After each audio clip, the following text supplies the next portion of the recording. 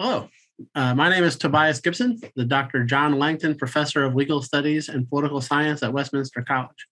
I'm honored to serve as the moderator for this debate tonight, which will be on the John Quincy Adams Foreign Policy and Legacy.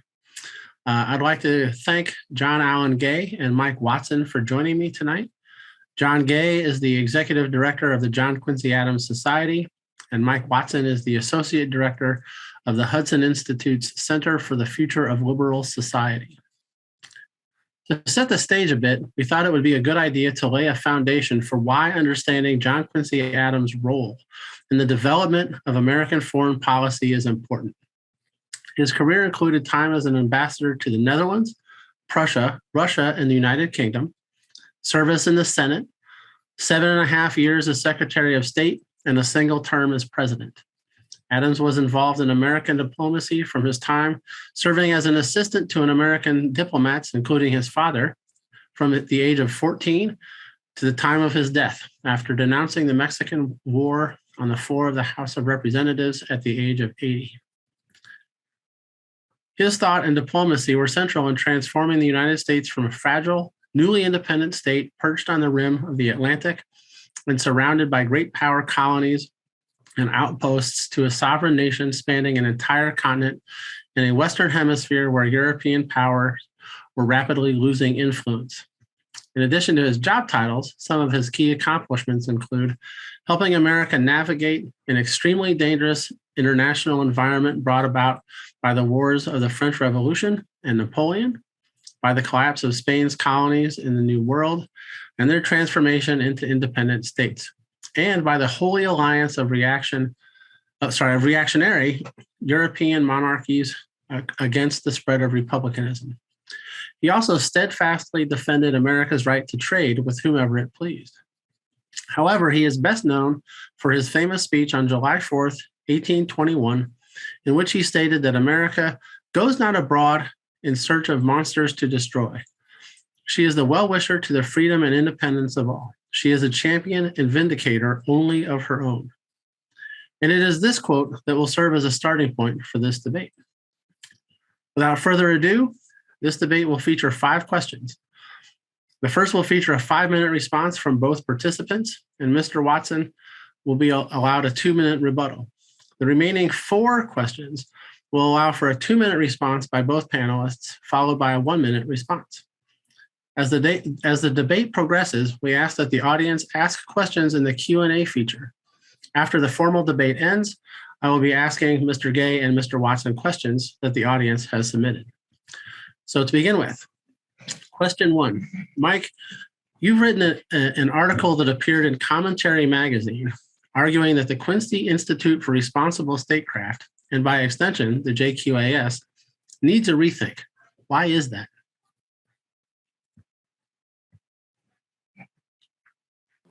Well, first of all, thank you for having me on, John and Tobias. I'm very much looking forward to discussing one of my favorite figures in American foreign policy history.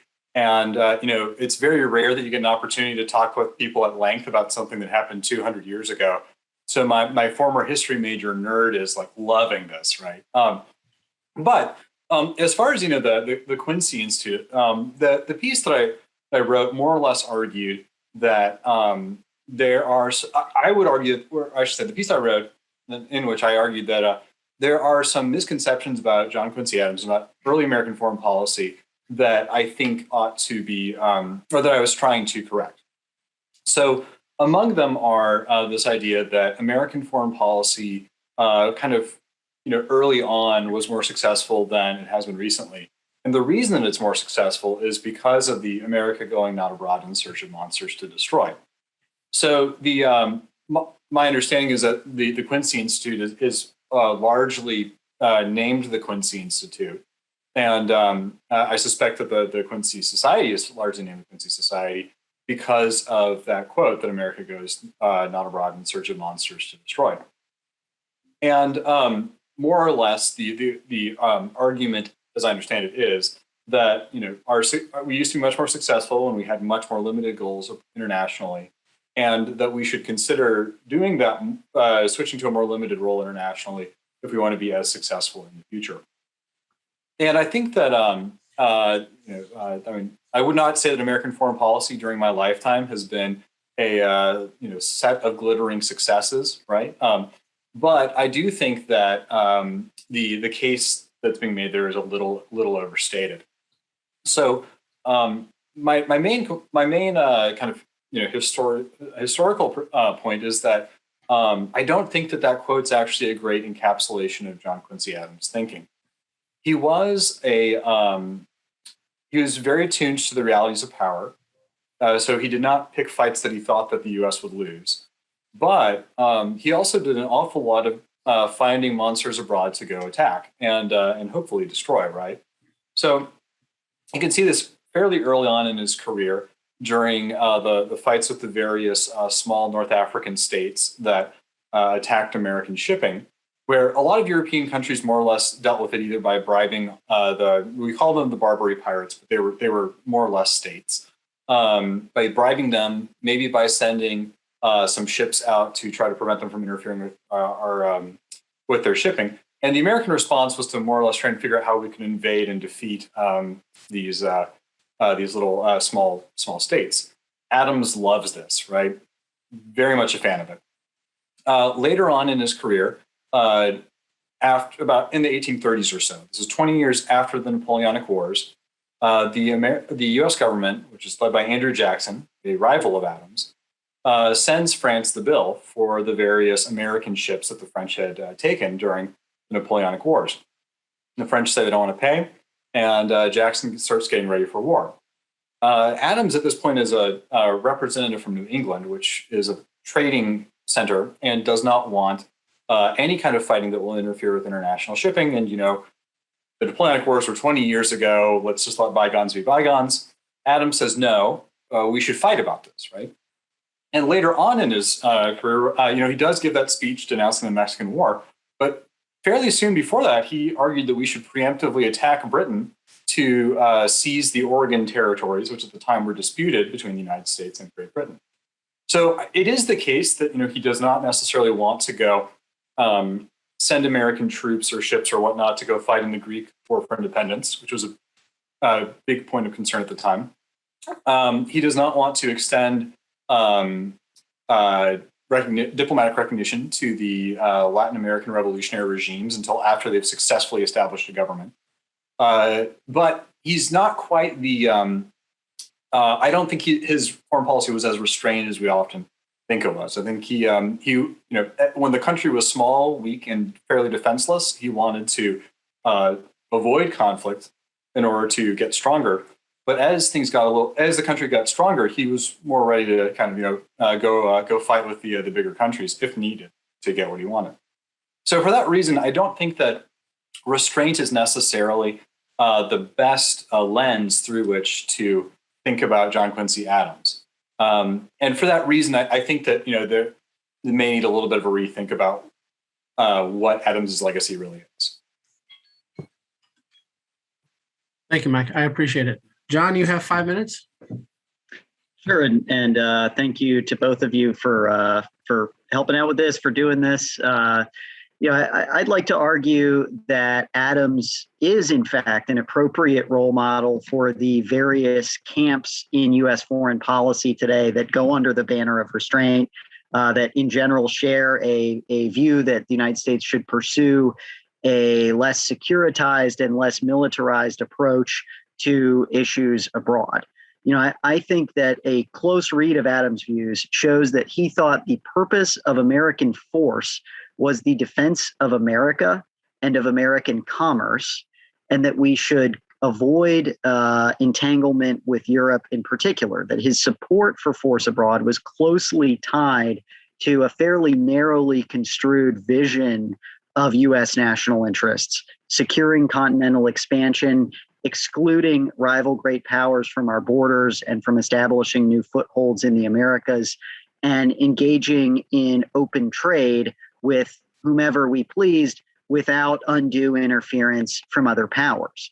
And he was consistently opposed, in particular, in involvement in the old world. The cases in which the United States did get involved outside the Western Hemisphere are the exceptions, not the rule. And you can find references across his career from the Marcellus letter in 1793, which was really the one of the key elements of his entry into the diplomatic service, all the way across the course of his career, particularly his time as Secretary of State. You know, the only other major old world military involvement we had that was on his watch was the Navy's efforts to stop the African slave trade, which were very limited.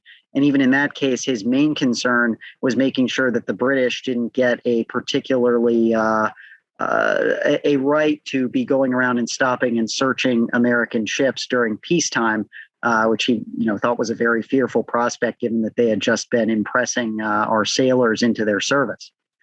He did favor the spread of freedom abroad, and in fact saw it as a kind of destiny for the world to become republics. But he greatly feared being ensnared in conflicts or duped by false liberators in the spirit of the French Revolution. And I think if you read kind of the back half of that 1821 July 4th speech, there's a lot in there about the danger of getting kind of drawn into these conflicts that aren't really about freedom, that are actually about individual avarice, envy, ambition, etc. And moreover, that direct action in service of spreading our vision of how societies ought to run actually endangers the success of freedom abroad, including right here, that we would become the dictatress of the world, but not the ruler of our own spirit. He proclaimed that it was a good principle to not interfere in Europe, even when our ideals were at stake. So again, in that 1821 speech, that we've abstained from interference in the concerns of others, even when the conflict has been for principles to which America clings as to the last vital drop that visits the heart. His policy, as Mike said, toward the American republics was one of basically non-interference in the progress of their revolutions, and recognition that came once they had proven that they could maintain their independence. And I believe there was also a little bit of worry that there would be excesses in these revolutions such as those that had been seen in the French case. And also his image of involvement in Europe, of the major center of power in the world, was very much like how we see the Middle East today, of ugly, ancient conflicts that really have nothing to do with us. I think he really summed it up in the 1821 address when he said he referred to Europe as an akeldama, which is a reference to the field of blood purchased with the money Judas had received for betraying Jesus. His view was summarized in the 1793 Marcellus letter about our approach to Europe, namely that amid the wars of the French Revolution, as citizens of a nation at a vast distance from the continent of Europe, of a nation whose happiness consists in a real independence disconnected from all European interests and European politics, it is our duty to remain the peaceable and silent, though sorrowful, spectators of the sanguinary scene. This is just not the view of somebody who had an expansive vision for American power in the old world, like what we see today. Thank you, John. Mike, you have 2 minutes to respond. Thank you. Yeah. So I think that more or less the kind of the different ways that we see it are imagining. And I don't want to mischaracterize John's argument, but I think that more or less the way that I see it is there's a train of thought that I think I'm saying I think it extends possibly farther than John does. So I think this is when he's president. I forget which year it is. There's the Panama Conference. The Latin American countries have all won their independence, and they want to have a conference more or less to talk about collective security. So the first version of NATO. I'm just kidding, but it's a discussion of collective security in case the Europeans try to interfere in the Western Hemisphere. And Adams wants to send delegates, and his opponents in Congress are adamant that we shouldn't do it. They're saying, well, what about Washington's farewell? What about him saying that we should steer clear of alliances, except on temporary occasions and things like that? And what Adams says is more or less, Washington's advice was great for the moment in time that it happened, right? But Washington said in his address that as we get stronger, my farewell address advice is going to maybe become less appropriate. And so this is in roughly the 1825, 1826 window that Adams is saying, well, we've already fulfilled the terms of Washington's farewell address. Our interests have expanded. And for that reason, we need to start thinking about regional security, more or less, rather than merely the defense of our borders. And so I think that, there's a trajectory there of going from a small, just defending our own territory to a more regional perspective. And then he also is very interested in getting involved in Asia. That I think is kind of a trajectory of his thought that is more in line with what we ended up doing. Thank you, gentlemen, for setting up the real foundations, the impetus of this very important debate. We'll now move to the more the less, I guess, specific questions to Mike and his interpretation of Adams' legacy. So this question will be for Mike again. What is the most important piece of foreign policy that John Quincy Adams, before, during, or after his presidency, helped create? And you'll have 2 minutes for this response, Mike. I think it's his pointing the United States toward greater involvement in the Pacific. So you have to remember when he's president, we have just at this point started to get a foothold, a toehold really on in the Pacific. We've got a handful of settlers in like the Willamette Valley in Oregon. We don't have that much of a Pacific presence. There's a little bit of trade to China. We're sending ginseng from like the Appalachian Mountains out there in exchange for pottery and stuff like that. But we don't have that much there. And he can kind of see that there's likely going to be a very important role for Asia in global affairs in the future. And he's trying to maneuver the United States in that direction. So he starts as Secretary of State when he pushes to get Spain to recognize American claims to Oregon, the Oregon Territory. While he's Secretary of State, he tries to get James Monroe to the president to claim various islands in the Antarctic Circle that had just been discovered. Monroe says no. But he's trying to kind of maneuver the United States in that direction. I believe that he's the one who forms the Pacific Squadron for the Navy that starts to patrol out to Hawaii. And he's kind of pushing in that direction. So it's not necessarily like a big, he's got a piece of paper that is signed with a representative of another country that is his most important contribution to American foreign policy. But he does start pushing us in that Asia-oriented direction. And many of his kind of disciples, so to speak, like William Henry Seward and other people like that, continue moving the United States in that direction. So I would pick probably kind of orienting the United States towards a more active role in Asia or in the direction of Asia would be, I think, the most important thing that he did. Thank you, Mike. John, 2 minutes.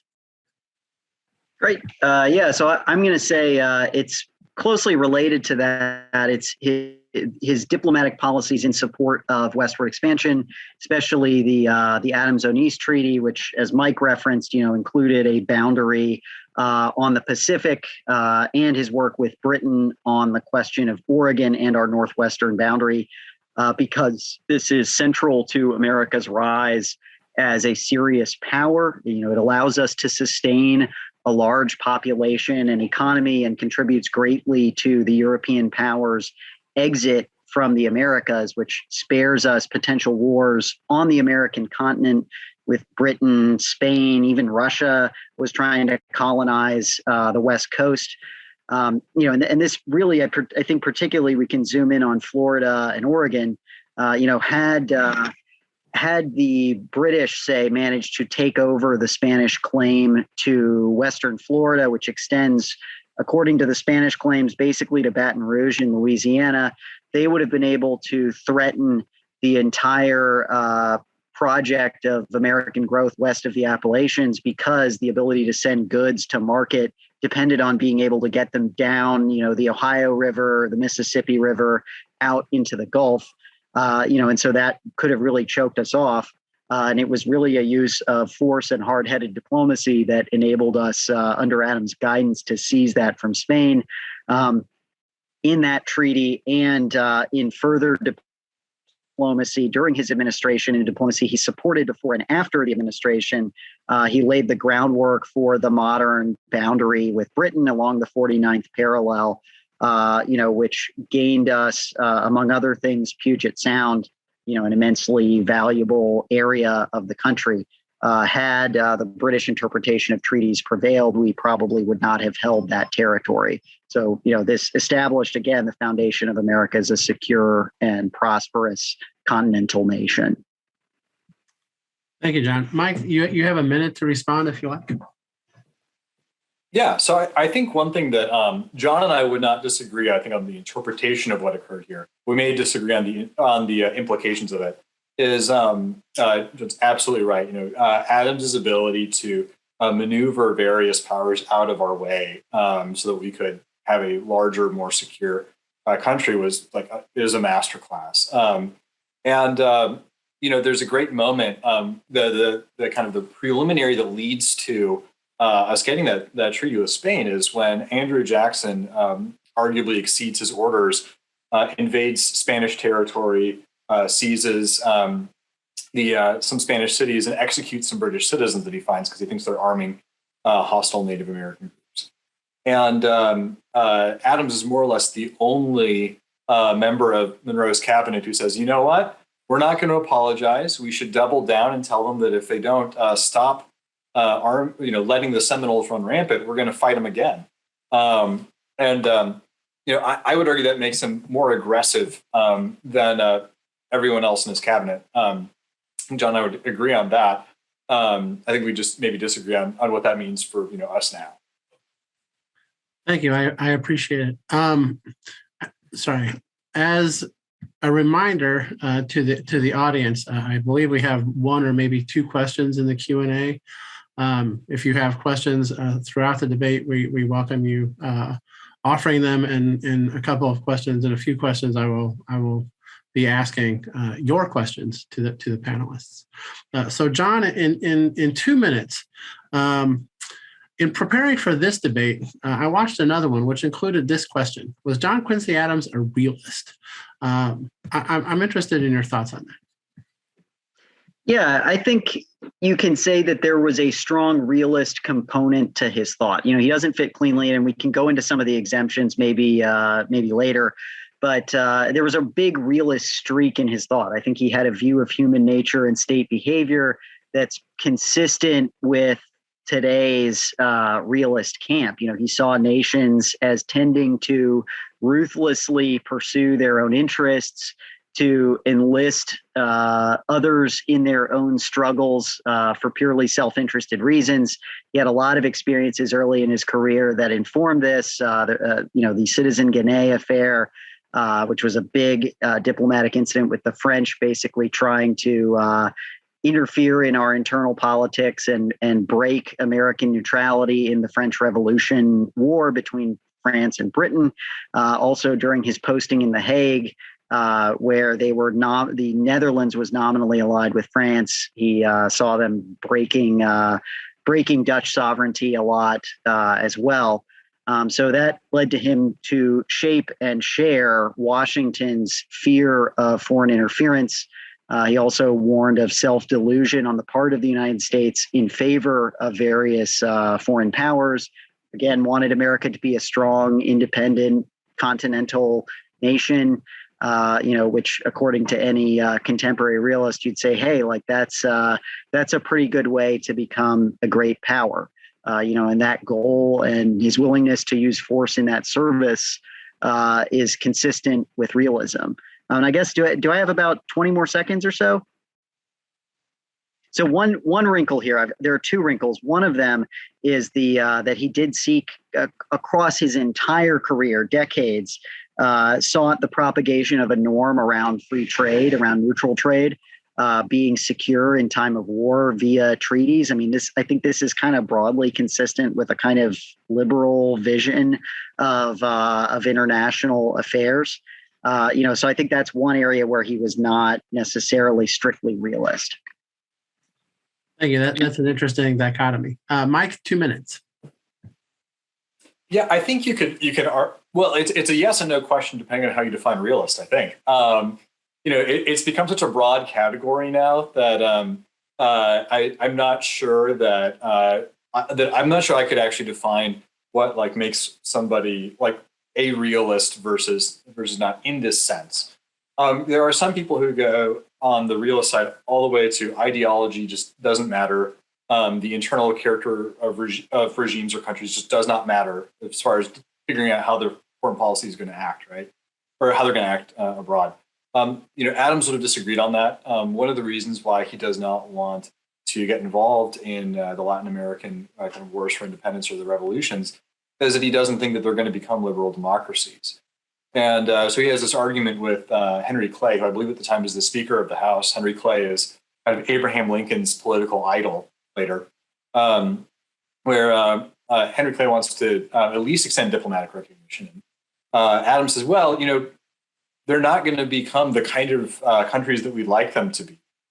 So they're probably not going to be any better off for us than some European colonial power. So we don't really have a reason to get involved.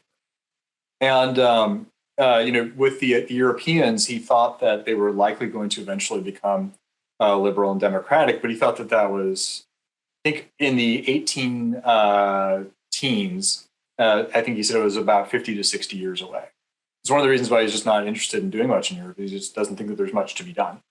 And another way that he was like many Americans in this sense. He was a Zionist. He also believed that at some point there would be kind of a world Congress, which eventually becomes the United Nations, an American idea. But on the other hand, he's very interested in limiting us to fights that we can win. And he's very interested in keeping track of power, like John was talking about. So I think it depends on how you define realist. Okay, thank you, John. Do you have you have a minute if you'd like to respond or add on to your thoughts? Yeah, again, I think the attention to power is right to highlight, and I think one characteristic of realist thought is just how central that becomes. I think if he were to place a strong role for ideology in his foreign policy, we probably would have been friendlier to Britain and more trusting of Britain than we actually were. And in fact, the manner in which Britain dealt with us on the issue so dear to his heart, freedom of the seas, was not consistent with the more liberal view of international relations centered around norms and institutions, which is what Adams wanted to establish, but instead around Britain having a lot of power and us not being able, in the words of those diplomatic instructions that Mike mentioned earlier to the Panama Congress, to cause our neutrality to be respected. I think that was something that he desired, that he wanted us to be able to do. Thank you. If I may take some license, I would encourage the audience members to look at the different types of realism. For example, rise and fall realism versus neoclassical realism and this type of thing. I think based on this discussion, you might find that Adams is a rise and fall realist of at least some merit, for whatever it's worth. So question 4, this will be for Mike first. How did John Quincy Adams impact the development of American foreign policy? So one way that he set us on a course of a slightly different course than what had come before was he was very interested in democracy promotion, but in a little bit of a different way than you saw before. Now, a lot of people think when they think democracy promotion, they think like invading Iraq, right? Which is not Iraq doesn't exist at the time as an independent entity. He's not doing that. But Thomas Jefferson is the American ambassador in Paris during the French Revolution. He helps write the Declaration of the Rights of Man. Adams is not necessarily interested in getting involved in revolutionary conflicts like that.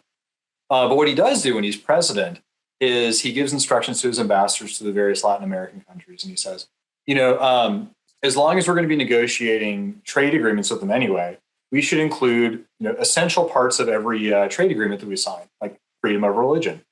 We need these other countries to see how our way of life will benefit them, and one way to do that is by adding these sorts of things into our treaties. His ambassador to Mexico becomes so involved in setting up the democratic kind of movement. It wasn't necessarily like one political party, but the movement for democracy in Mexico, that eventually, when the British kind of more not quite monarchist, but when the British more conservative group wins the internal power struggle in Mexico, the American ambassador gets kicked out. So what he's doing is not necessarily trying to foment insurrections all around the world, right? Jefferson wasn't necessarily interested in doing that, but he just tried to take opportunities where he saw them. But what Adams did is he tried to move us more towards maybe you could say a more disciplined, possibly more institutionalized idea of, if we have leverage to try and push this country in a way that we think will make them more democratic, we should consider doing that.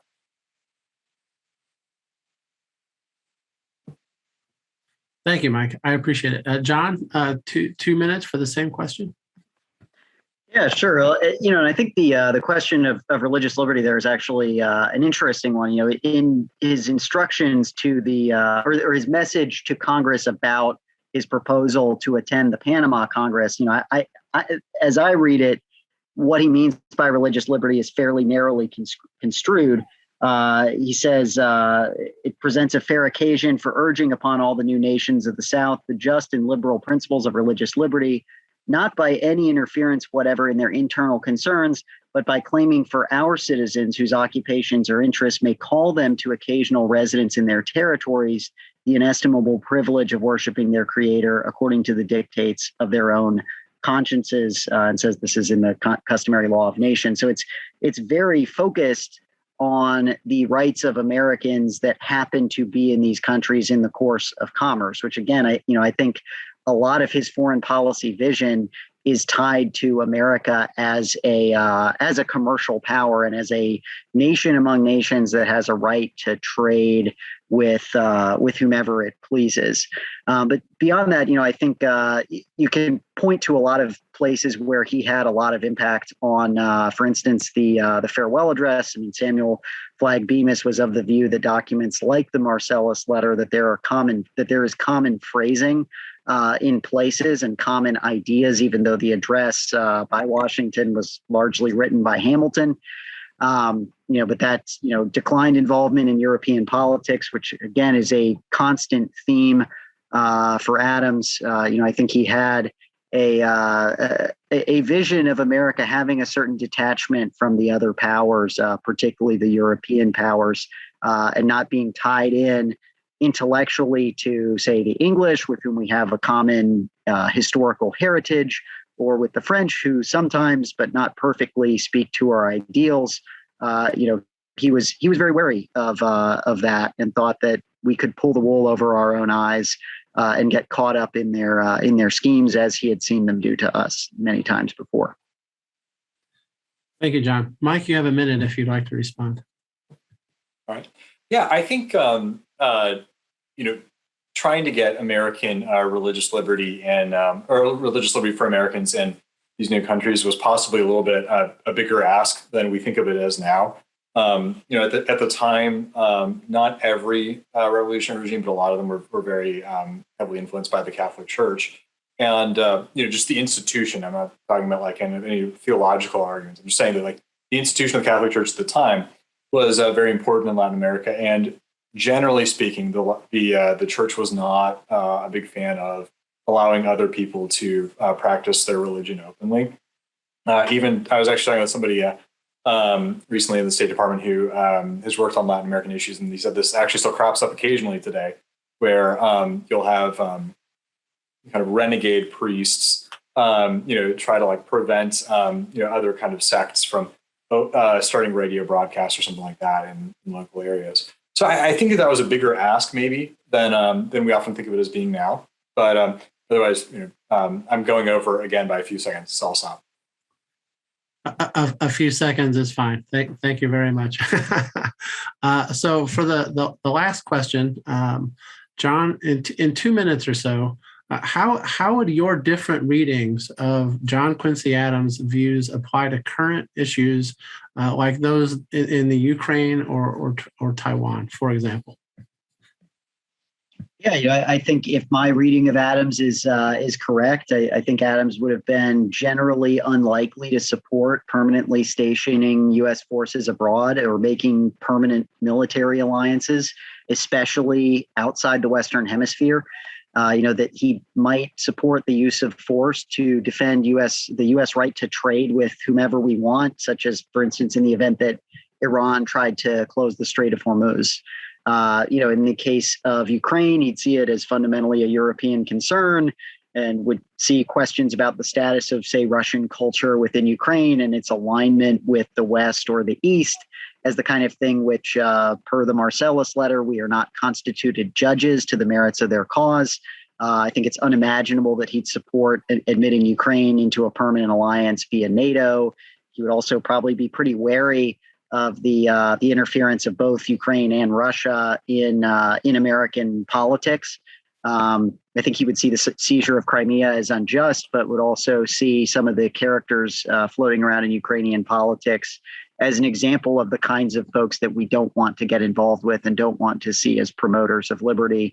I think he would support the U.S. right to trade with Taiwan, possibly including the sale of arms, depending on how he construed our agreements with China. He might see the loss of trade with Taiwan as an injury for which China could be liable. But I think he would even support the right of the United States to trade in non-military goods with Taiwan during a war. But I don't think he would support the United States going to war on Taiwan's behalf in the event that Taiwan were threatened by China. Thank you. Mike, you have 2 minutes. Yeah, it's a little hard to extrapolate. My argument more or less is that there's a progression of thought, right? That during Adams's career, he goes from defense of just American territory to the region and some interest out in Asia. I realize as my camera's flipped that for all of you watching, it should be Asia. But I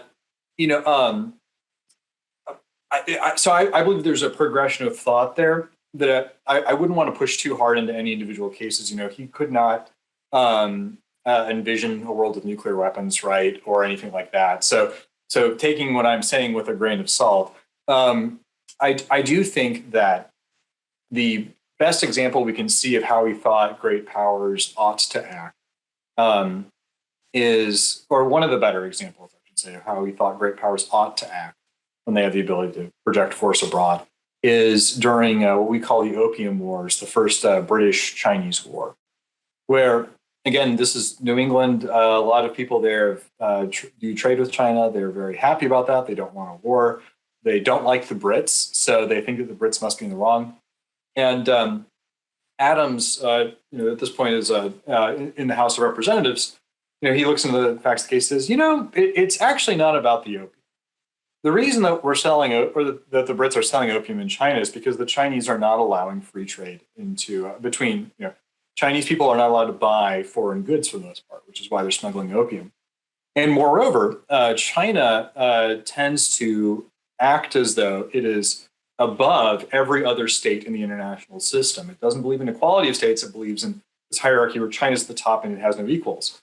And frankly, his argument is good for the Brits, smack them down, right? It's not quite that flippant, but he's saying that, the Chinese are restricting freedoms of Englishmen and Americans to trade in China, and they don't respect the international rules. So, it's time to use force. John, a minute, if you like. I think another way to interpret that is as a kind of recognition of some measure of sovereign equality, which is a reciprocal norm. And that's one of the other wrinkles in Adams's thought that I wanted to mention earlier, which is he did believe that states have duties of justice toward one another, and reciprocity is central with that. And that doesn't really fit into current IR theory debates due to kind of like methodological positivism. But it also is something that does not fully accord with the current U.S. approach with the world, where I would argue we often see ourselves in a similar light to the emperor of China at the time, namely that we do exist in a hierarchical relationship with our allies, with our enemies, and that we have rights that we would not accord to them. And I think that would be, something that Adams would at a minimum be wary of. Thank you very much, gentlemen. That concludes the at least mostly formal portion of the debate.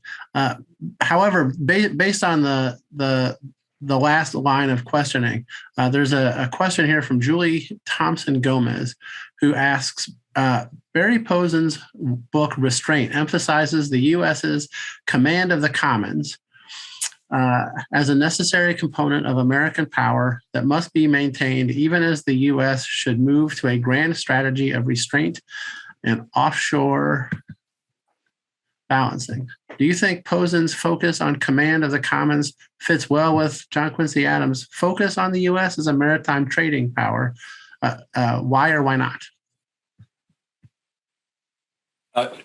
John, would you like to go first, or? Sure. Yeah, and that's a colleague of mine, although we didn't prearrange that. I think that there's definitely some common threads. Adams was very interested in commerce. Again, this is central to his conception of what America's interests outside the territory of the United States are.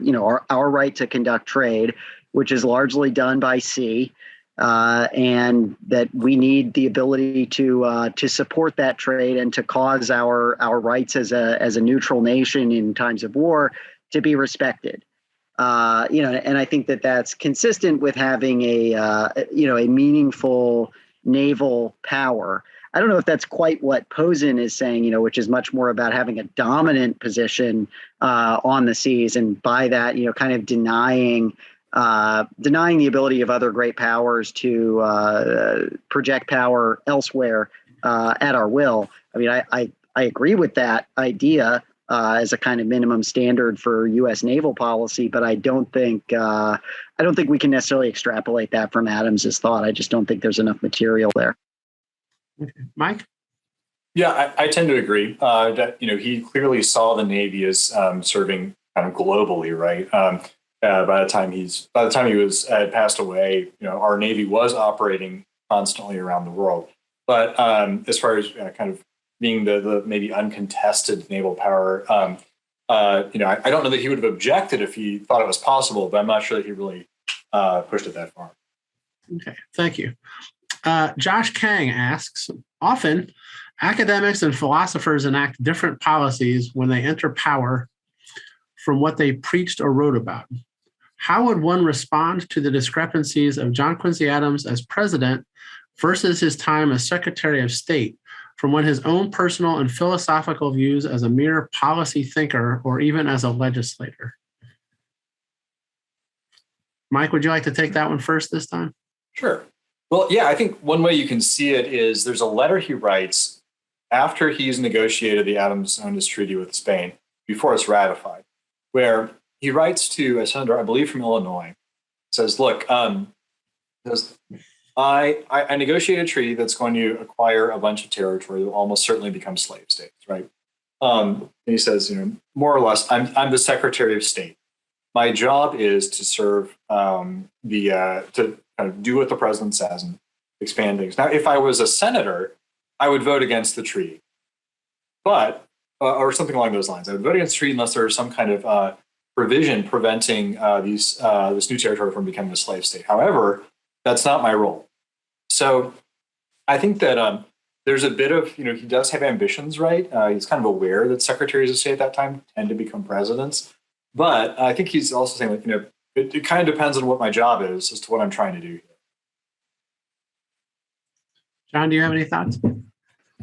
Yeah, well, I think, again, he had this view of freedom of the seas for neutral powers that he was not always able to secure, and then had to support the more minimal accomplishments that he had in service of that. So Jay's treaty does not, with Britain, which he's, I think, kind of involved in the tail end of the negotiations of that, does not give the United States the full rights that we would like, which the formula was kind of free ships, free goods. That was something that we did have with a lot of other countries, but we just weren't able to get it with the most powerful naval nation in the world, because they kind of had the ability to dictate terms in the way that, say, Prussia, which was always his model treaty, the 1780 treaty with Prussia, for liberal liberal maritime trade. We just weren't able to get that, but he still ended up supporting it. Thank you. I appreciate it. Thomas Brody asks, I think this is an about response to your answer to question 2, just so you know, John. We traditionally view America's aggressive westward expansion, which John Quincy Adams supported, as a domestic issue rather than foreign policy. But given the Native American tribes and other states laying claim to the land during the 19th century, would it be better to see it as an aggressive foreign policy? Yeah, well, as I kind of said in my answer to question 2, I think it was an act of foreign policy. I, at least in the material that I've read, you don't really see, say, the Native American confederations being treated as central players in the international system. In the system present in the Americas. He was principally focused on the Spanish, the French, the British, to a slight extent the Russians, and their claims in the Americas, and they would mobilize the various native tribes in service of their goals at times. But you don't really see a big emphasis on the various tribes. It's possible that had something to do with bureaucratic arrangements in the government at the time, but you just don't see a big emphasis there. And I think if it's to be seen as an aggressive foreign policy, it's one that was within limits, namely the limits of the Western Hemisphere and the American continent. So I don't think it presages a kind of global aggressive foreign policy. Mike? Yeah, no, I think John nailed it. I would disagree over the last sentence, but no, I think he's right. It's definitely an aggressive move against other countries that are claiming those territories. And as far as the Native Americans go, this is kind of a broad brushstroke, right? But so Adams is a Europeanist, right? He's been working mostly on negotiating things with the other European countries as an ambassador in various countries up until he becomes Secretary of State. And by the time that he becomes Secretary of State, the Native American confederations, at least that are east of the Mississippi, have mostly lost their power, right? War of 1812 is a stalemate as far as the U.S. and Canada goes. But Andrew Jackson and William Henry Harrison had pretty successfully kind of crushed Native American opposition or resistance to kind of westward expansion. So that may be why they were less of a factor during his presidency and his time as Secretary of State. Thank you. As a reminder, if the audience has any questions, please put it in the Q&A. And that being said, however, Nick Cleveland in the chat asks an interesting question, I think. Which subsequent Secretary of State has most closely followed John Quincy Adams' philosophy?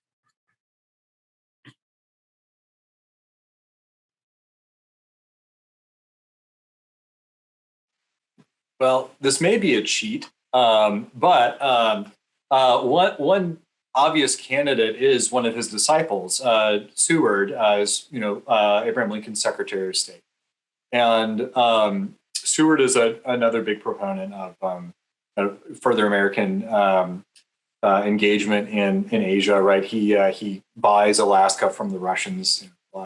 Alaska is Seward's folly, because why would you spend millions of dollars buying this giant piece of territory that at the time we didn't know had tons of gold in it? So Seward is an obvious choice because he's one of Adams's disciples. I think you could make an argument, if you're looking at kind of the development of the UN, that I wouldn't necessarily pick any of FDR's like subordinates as being as involved in the development of the UN as FDR was himself. FDR liked to kind of keep as many things under his control as he could. But in that sense, FDR is kind of trying to fulfill one aspect of Adams's kind of more utopian side. Yeah, I mean, I'm not a mid to late 19th century guy, so it'd be hard for me to venture a particular successor, but I think we could definitively say not anybody post World War II, because of his, more limited vision of American interests. It'd be harder to do somebody, it'd be harder to make a case for somebody in the first half of the 20th century. Although you could perhaps the Clark Memorandum represented a kind of return to the Monroe Doctrine under Coolidge, more in line of how Adams conceived it, as a way of excluding European powers from the contemporary, from the Western Hemisphere, rather than a kind of American dominance over the Western Hemisphere and dictation of affairs in the Western Hemisphere. You can make a case for that. And I know Samuel Flagg Bemis kind of argues that the good neighbor policy is prefigured by Adams' interest in the Panama Congress and all that. But I think for the closest analogies, you'd have to look elsewhere in the 19th century rather than the 20th. Thank you, gentlemen. Thomas Brody asks, were John Quincy Adams' views on foreign policy held by the majority of the American public during his lifetime? And I'm wondering, actually, if that was his question. I'm wondering, to what extent did American public opinion impact Quincy's foreign policy during his presidency?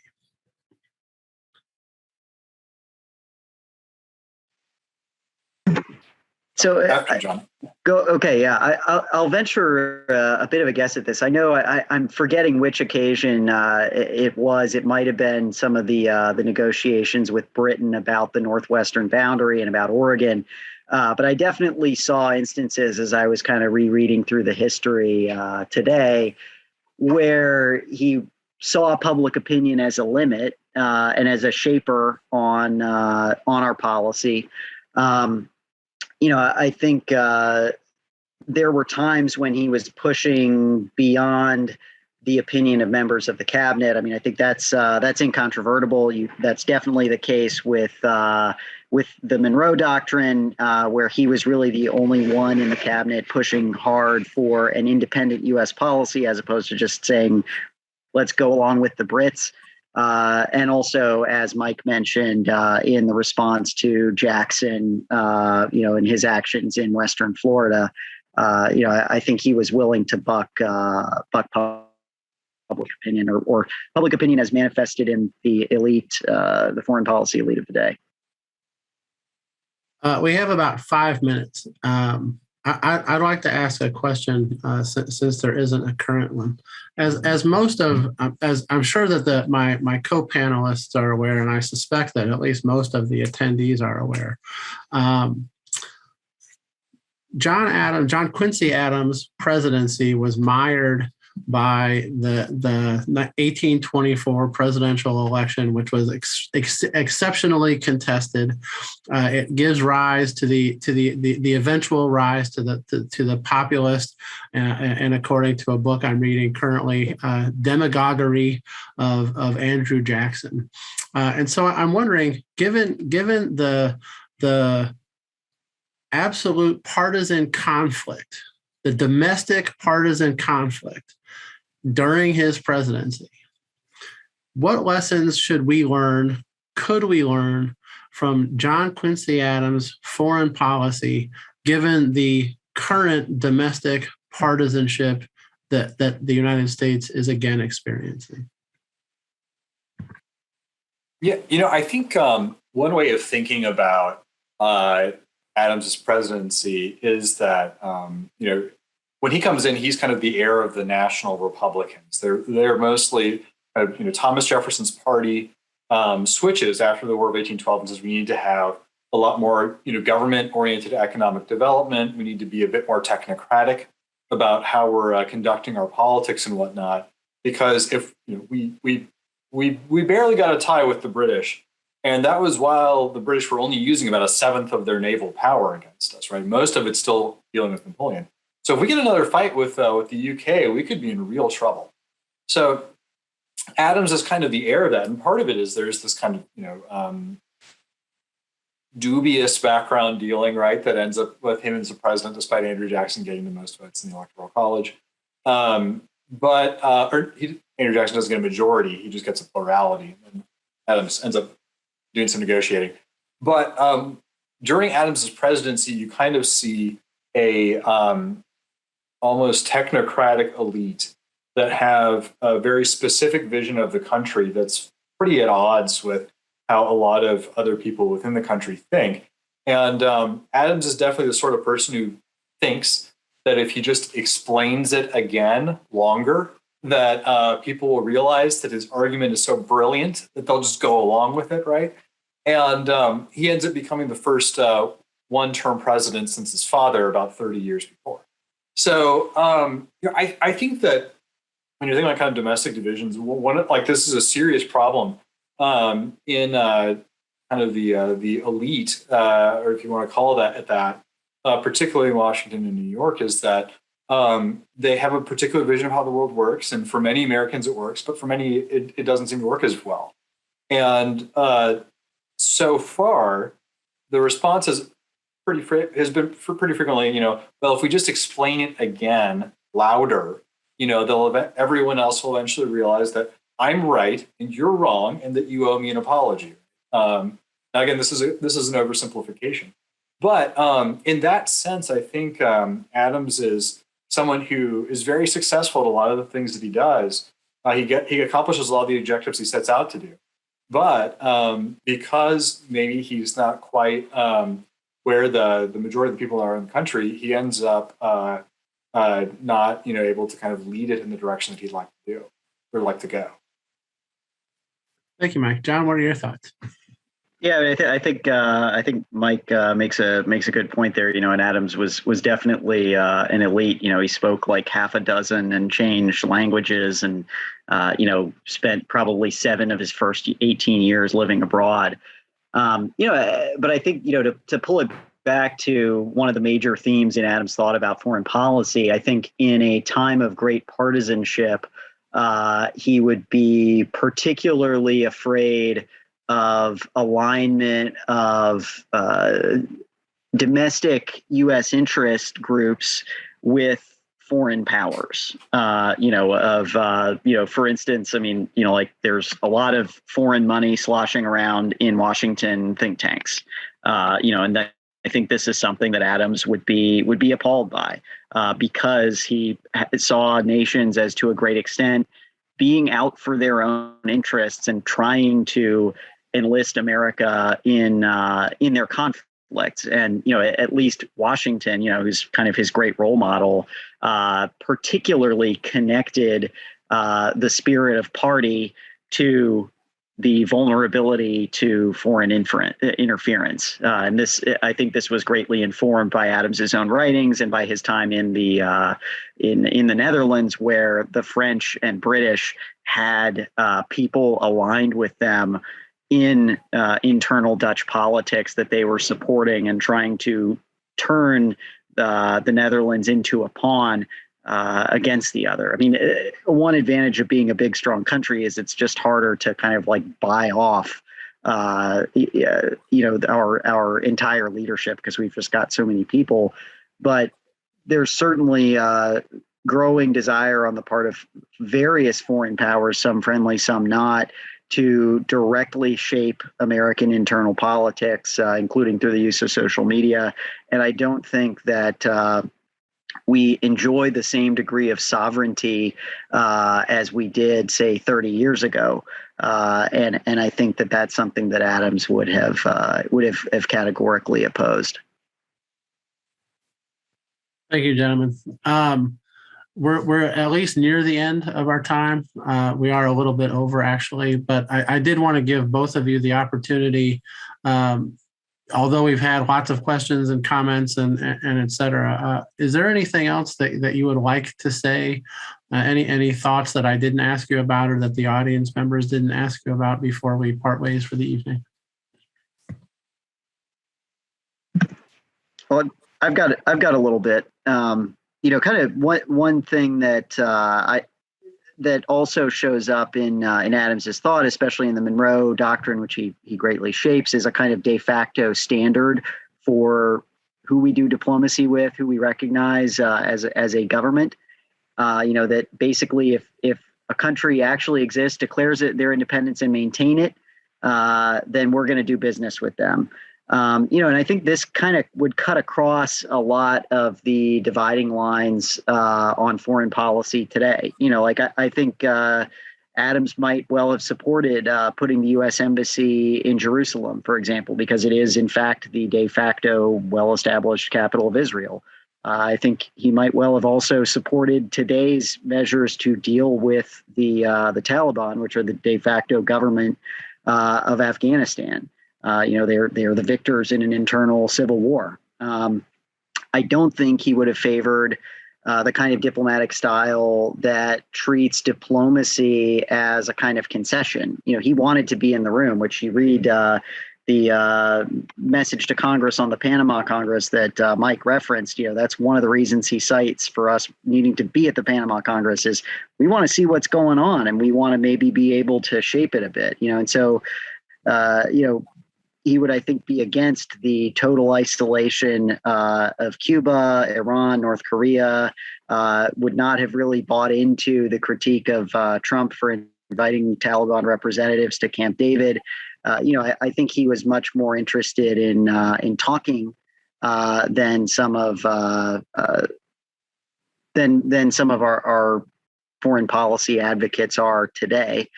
I would also add, just as kind of a coda to all of this, if you read to the end of his famous 1821 Monsters to Destroy address, he has some quotations in Latin from the Aeneid that I think shed a bit of light on his thought. He says, that America's purpose is not the glory of Roman ambition, nor to regere imperio populos or memento to her sons. Her glory is not dominion, but liberty. Now, this is referencing a couple of lines in the Aeneid. Let me see if I can pull it up.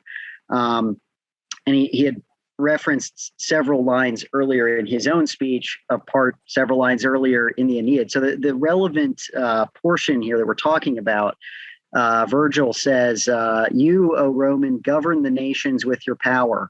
Remember this, these will be your arts, to impose the ways of peace, to show mercy to the conquered, and to subdue the proud." And I think Adams was rejecting, with this quote, with a context that would be familiar to his audience, rejecting that vision, subduing the proud, engaging in conquest, and imposing peace.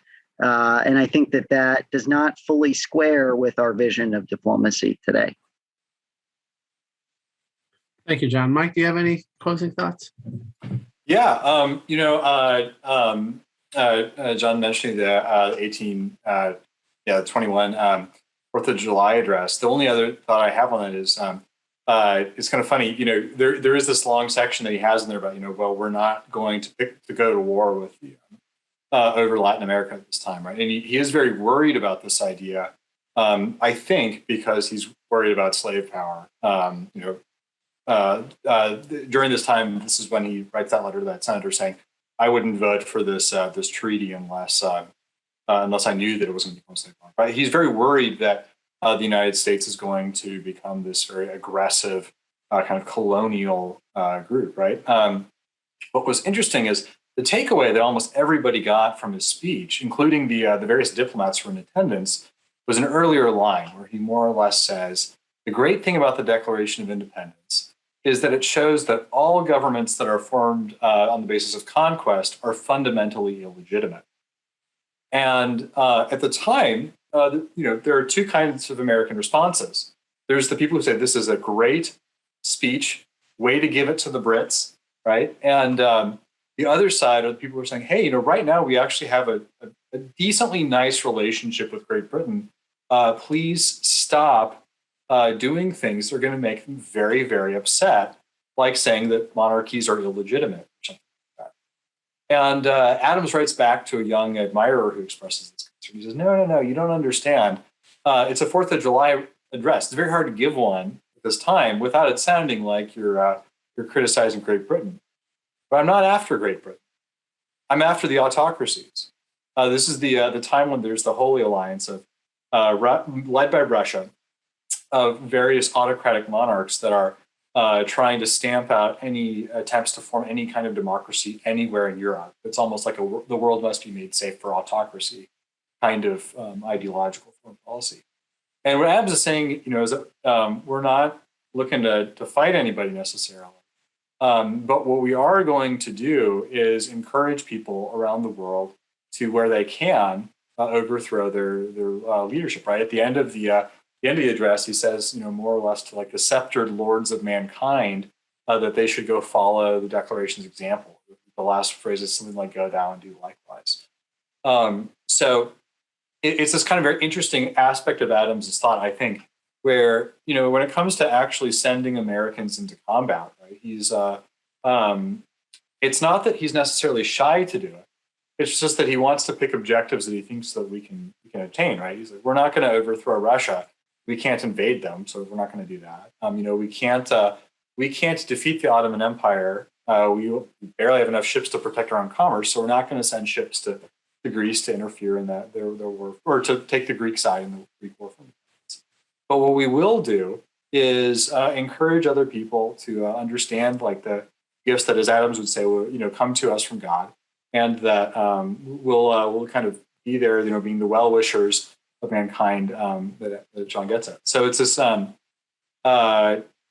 it's a slightly more ideologically tinged message than we often think it was. And the Russian ambassador who was in attendance was furious, absolutely furious, that the Secretary of State would say something like that. So that's kind of my last thought is, we've been poking the Russians in the eye over ideology for about 200 years, and I guess we're still there now. Thank you, gentlemen. Before we all go, as a reminder, I would like to invite the audience to read Mike's essay that was again in Commentary Magazine. Please note that in the chat there has been some discussions, or there are some links for upcoming John Quincy Adams Society webinars and such. I would like to thank all the audience members, in particular those that submitted questions. And John and Mike, thank you so much for doing this. I really appreciate it. Thank you. Thank you. Have a great evening. Thanks a lot, gentlemen. Take care. As well.